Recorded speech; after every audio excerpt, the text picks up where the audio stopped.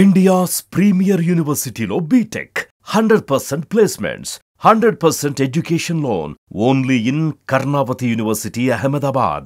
అధికారంలోకి వచ్చిన తర్వాత తెలుగుదేశం పార్టీ మహానాడుకి సన్నద్ధమవుతుంది. 3 రోజుల పాటు జరిగే ఈ మహానాడు కోసం పెద్ద ఎత్తున ఏర్పాట్లు, 16 కమిటీలు ప్రత్యేకంగా నియమించింది పార్టీ అధినాయకత్వం. అయితే ఈ మహానాడులో కొన్ని కీలక నిర్ణయాలు తీసుకుంటారనే చర్చ ఇప్పుడు ఆసక్తికరంగా మారింది. ఏ నిర్ణయాలు ఉండొచ్చు, ఎవరిని ప్రభావితం చేయొచ్చు, విశ్లేషించే ప్రయత్నం చేద్దాం. మనతో పాటు అనలిస్ట్ లలిత్ కుమార్ గారు ఉన్నారు. లలిత్ కుమార్ గారు నమస్కారం. నమస్తే. మహానాడు మామూలుగానే ట్రెడిషనల్గా తెలుగుదేశం పార్టీ మహానాడుకు ఒక ప్రత్యేక స్థానం ఉంటుంది. అయితే ఈసారి ఒక అఖండ మెజారిటీ చెప్పాలంటే 164 సీట్లతో ఒక కూటమి ప్రభుత్వం ఏర్పడడం, కేంద్రంలో రాష్ట్రంలో డబుల్ ఇంజిన్ సర్కార్ అనే నినాదం. సో చంద్రబాబు నాయుడు గారు అక్కడ ఇక్కడ కూడా తిరగలేదని ప్రూవ్ చేయించుకున్నారు.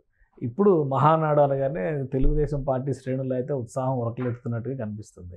సో ఏంటి, మహానాడులో కొన్ని కీలకమైన నిర్ణయాలు తీసుకుంటారు, భవిష్యత్తుకి దిశానిర్దేశం చేసే నిర్ణయాలు ఇందులో ఉంటాయి అంటున్నారు. ఏముండొచ్చు? కేశవ్ గారు, ఇక్కడ టీడీపీకి సంబంధించిన ఈ మహానాడు ఏదైతే ఉందో, గతంలో జరిగిన మహానాడులన్నీ ఒకెత్తు. ఈ మహానాడుకు ఒక ప్రత్యేకత ఉందని మనం చెప్పుకోవచ్చు. ఓకే. ఎందుకంటే ఊహించని విధంగా 2019లో 35-40 ఏండ్ల పార్టీ 23 సీట్లకు పరిమితి కావటం, అది ఊహించండి ఎవరు కూడా. అదే తెలుగుదేశం పార్టీ తిరిగి 134, 135 అనుకుంటా, 135 సీట్లతో మళ్ళీ పుంజుకోవటము, కూటమిని కలుపుకొనేసి ఒక గవర్నమెంట్ ఫామ్ చేయటము. ఇదే దీనికి సంబంధించి చంద్రబాబు నాయుడు గారు ఏదైతే ముఖ్యమంత్రిగా ఉన్నారో, ఆయనకు ఎవరైతే ఆయనకు అనుసంధానంగా ఆయన పాత్రలో ఇంకా నెక్స్ట్ పోషించేదానికి తన కుమారుడు లోకేష్ ఎవరైతే ఉన్నారో, ఆ లోకేష్కి కూడా రేపు ఒక ఉన్నతమైన స్థానం పార్టీలో వచ్చేదానికి, అది కూడా జగన్మోహన్ రెడ్డి జిల్లాలో, జగన్మోహన్ రెడ్డి పార్లమెంటు కడపలో పరిధిలోని కడపలో ఈ మహానాడు జరగబోవటము, దీంట్లో నారా లోకేష్ని వర్కింగ్ ప్రెసిడెంట్గా ఎన్నుకునేదానికి రంగం సిద్ధం కావటము. అది జాతీయ వర్కింగ్ ప్రెసిడెంటా లేదా రాష్ట్రానికే పరిమితం చేస్తారా? ఈ రెండిట్లో కొంచెం డైలమా ఉంది, దాంట్లో క్లారిటీ లేదు. అంటే ఎందుకంటే జాతీయ ప్రెసిడెంట్గా చంద్రబాబుకి ఆల్రెడీ ఒక ప్రెసిడెంట్ ఉంటారు కాబట్టి ఇంకా ఉండదు. ఇప్పుడు అదే డిస్కస్ చేస్తారు. ఇప్పుడు ఏంటంటే నెక్స్ట్ భవిష్యత్తు నాయకుడు టీడీపీకి నారా లోకేష్ అనేది అది తేటతెల్లమైపోయింది. అది క్లియర్ ఇన్స్ట్రక్షన్, డైరెక్షన్ వచ్చేసింది. అది ఎందుకంటే ఈ ప్రూవ్డ్ నారా లోకేష్ యువగలం పాదయాత్ర, మంగళగిరిలో ఓటమి, మళ్ళీ గెలుపు, భారీ మెజారిటీ, ఒకవైపు మంత్రిత్వ శాఖ తీసుకుని దాంట్లో సక్సెస్ అయ్యి ప్రధానమంత్రే 2 సార్లు ఇంటికి పిలిపించుకున్నాడంటే అంటే అతను ఎదిగాడు అని మనం చెప్పుకోవచ్చు. తెలుగుదేశం పార్టీకి ఒక భవిష్యత్తు నాయకుడు అని మనం ప్రజలంతా యాక్సెప్ట్ చేసేసారు. ఆ మెసేజ్ వెళ్ళిపోయింది కూడా. ఇప్పుడు నారా లోకేష్ని జాతీయ స్థాయిలో వర్కింగ్ ప్రెసిడెంట్గా తీసుకుంటారని మనం ఘంటాపదంగా చెప్పచ్చు. ఎందుకంటే ఆ పార్టీ వాళ్ళు ఎన్నుకుంటారు. అది ఆ ప్రక్రియ డిఫరెంట్గా ఉంటుంది. మహానాడులో టీడీపీ పార్టీకి సంబంధించి ఎన్నుకున్న తర్వాత ఏమవుతుందంటే జాతీయ స్థాయిలో పరిచయాలు కూడా ఏర్పడతాయి. వీళ్ళ నాన్న చరిష్మా కూడా కలిసి వస్తుంది. మొన్ననే మోడీతో డిన్నర్ చేసి వచ్చారు, ఫ్యామిలీతో వెళ్ళి. నారా లోకేష్ మోడీ గారు ఆహ్వానించడము, 2.5 గంట సేపు ఆయనతో గడిపి దాదాపుగా ఆ అవకాశం చంద్రబాబు నాయుడు గారు కూడా రాలా. మిగతా నాయకుల్లో వెళ్తే మీటింగ్ల వరకే పరిమితమై వచ్చేసేవాడు. గంట మ్యాక్సిమం అది కూడా 30-40 నిమిషాలే ఉండేటి. అటువంటిది నారా లోకేష్ని 2.5 గంట పాటు ఆయన ఇంట్లో ఉంచుకొని డిన్నర్ చేసుకొని ఫ్యామిలీతో ఆయన వచ్చాడంటే కనుక మోడీ గారు కూడా నారా లోకేష్ అనే వ్యక్తి ఆంధ్రప్రదేశ్ రాజకీయాలలో ఒక కీలకమైన వ్యక్తిగా ఎదగబోతున్నాడనే ఆలోచన కూడా మోడీలో ఉందని మనం అనుకోవాలి. ఓకే, కాబట్టి ఆయన క్లియరెన్స్ ఇచ్చారు, క్లియరెన్స్ ఇచ్చినట్లుగా భావించాలి. మోడీ గారు కూడా తన ఆశీస్సులు ఏమి ఇచ్చాడని మనం అది చెప్పుకోవచ్చు. మనం ఇక్కడ ఏంటంటే ఈ మహానాడులో లోకేష్ టీం ప్రత్యేకంగా అంటే న్యూ జనరేషన్ పార్టీకి చాలామంది సీనియర్లు ఉన్నారు, 40 ఏళ్ల నుంచి పార్టీలో ఉన్న వాళ్ళు ఉన్నారు, ఇప్పటికీ ఉన్నారు వాళ్ళు. ఇప్పుడు కొత్త జనరేషన్ వచ్చింది. ఈ కొత్త జనరేషన్తో ఒక టీం ఏర్పాటు చేసే అవకాశాలు చాలా ఉన్నాయి. అట్లాగే జిల్లాలలో అధ్యక్షులుగా మార్పులు కొన్ని ఉన్నాయి. అట్లాగే సంస్థాగతమైనటువంటి నిర్మాణం ఇదంతా అయితే, కానీ పార్టీ పగ్గాలు ఇచ్చేటువంటి పరిస్థితులు ఇప్పుడు ఉన్నాయా? తర్వాత ఇంకొకటి జూనియర్ ఎన్టీఆర్ని కూడా మహానాడికి పిలుస్తున్నారు, ఆహ్వానం ఇవ్వబోతున్నారని ఒక ప్రచారం జరుగుతుంది. సో జూనియర్ ఎన్టీఆర్కి ఆహ్వానం ఇచ్చే అవకాశాలు ఏమైనా ఉన్నాయా? అంటే ఒకటి, ఇక్కడ జూనియర్ ఎన్టీఆర్ సినీ రంగంలో ఉన్నాడు. నేను ఎప్పటికైనా నా పార్టీ పిలిస్తే నేను పార్టీకి, మా తాతగారి పార్టీ ఇది, నేను ఎప్పుడైనా వచ్చి సర్వీస్ చేస్తానని చెప్పాడు జూనియర్ ఎన్టీఆర్. కంప్లీట్గా తన ప్రొఫెషన్నే రాజకీయాలుగా లోకేష్ నడుస్తున్నాడు.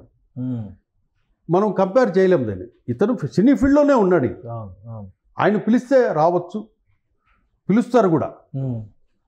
కాబట్టి వాళ్ళ తాతగారి పార్టీ ఉన్న వేదిక పైనే వర్కింగ్ ప్రెసిడెంట్ గా లోకేష్ కి అనౌన్స్మెంట్. ఎవరైనా అక్కడ పక్కన ఎవరున్నా కూడా అతను రాజకీయాల మీద అది సమయం ఇప్పుడు రావచ్చు రాకూడదు ఏదైనా కానీ అతను రాజకీయాల మీద ఆసక్తి లేదు ఇప్పుడు ఆయనకి. జూనియర్ ఎన్టీఆర్కి ప్రస్తుతం సినిమాలు చేసుకుంటున్నాడు. వాళ్ళ తాతగారి పార్టీ, తన కంట్రిబ్యూషన్ కూడా ఉండాలి. రేపు అంటే అందరూ ఆశిస్తుంది ఏంటంటే ఎన్టీఆర్ వస్తే జూనియర్ ఎన్టీఆర్ వస్తే ఆయన కూడా పార్టీ అధ్యక్షుడి రేస్లో ఉంటాడు. ఇట్లాంటి ప్రచారాలు జరుగుతూ ఉన్నాయి కదా. Wrong information. అవన్నీ ఏమి లెక్కలో తీసుకోలేదు. రాంగ్ ఇన్ఫర్మేషన్, అది రాంగ్ ఇన్ఫర్మేషన్. ఎవరంటే కనుక ఆపోజిట్ పార్టీ వాళ్ళు దీన్ని రెచ్చగొడుతూ సోషల్ మీడియాలో ప్రచారం చేస్తారు తప్పితే ఇక్కడ నారా లోకేష్కి ఫుల్ క్లారిటీ ఉంది, జూనియర్ ఎన్టీఆర్కి ఫుల్ క్లారిటీ ఉంది. తను ఏ రంగము, నేను ఉన్నాను, నేను రాజకీయాలకి వచ్చే ఇదే అన్ని క్యాలిక్యులేషన్స్ జూనియర్ ఎన్టీఆర్ దగ్గర ఉన్నాయి. నారా లోకేష్ ఏంటి, తన భవిష్యత్తు ఏంటి అనేది క్లారిటీ నారా లోకేష్కి ఉంది. కాబట్టి ఇవన్నీ సోషల్ మీడియాలో వచ్చేటివే కానీ వాళ్ళ తాత పార్టీకి సంబంధించింది నేను ఎప్పుడైనా వస్తానని చెప్పి ఆయన ప్రకటించేశాడు ఎప్పుడో. కాబట్టి మహానాడు వాళ్లకు పండగ లాంటిది. కాబట్టి వీళ్ళు పిలుస్తారు. ఒక విధంగా ఒంగోలులో మహానాడప్పుడు ఈ హడావుడి స్టార్ట్ అయింది. కూటమి అప్పటికి ఇంకా ఫామ్ కాలేదు, బట్ తెలుగుదేశానికి అనుకూలంగా అప్పుడున్న ప్రభుత్వానికి వ్యతిరేక పవనాలనే చాలా స్పష్టంగా కనపడ్డాయి. మళ్ళీ ఇప్పుడు మహానాడు జరుగుతుంది. అవును. సో అక్కడి నుంచి ఇక్కడ వరకు జరిగిన ప్రస్థానాన్ని ఎలా చూడొచ్చు? ఇది మొన్న గవర్నమెంట్ ఒంగోలులో జరిగింది. అది ప్రభుత్వ వ్యతిరేక మీద జగన్మోహన్ రెడ్డి ఏదైతే అరాచక పాలన మీద జరిగిన మహానాడుగా దాన్ని చెప్పుకోవచ్చు. అక్కడే టీడీపీ పార్టీకి ఒక విజయం వైపుగా అక్కడ అడుగులేసిందని మనం చెప్పొచ్చు.